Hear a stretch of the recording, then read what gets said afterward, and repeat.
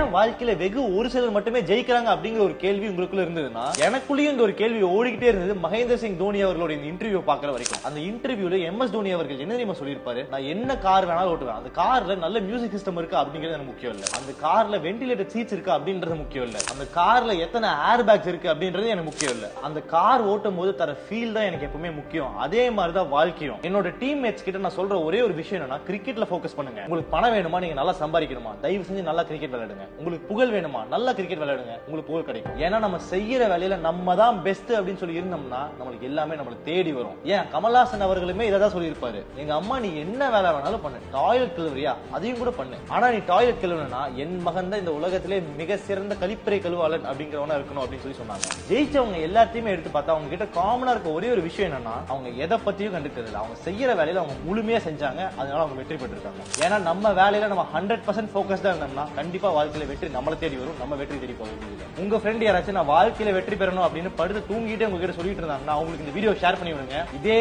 மாதிரி இன்னும் நிறைய யூஸ்ஃபுல்லான வீடியோஸ் பார்க்கறதுக்கு மறக்காம ஃபாலோ பண்ணுங்க.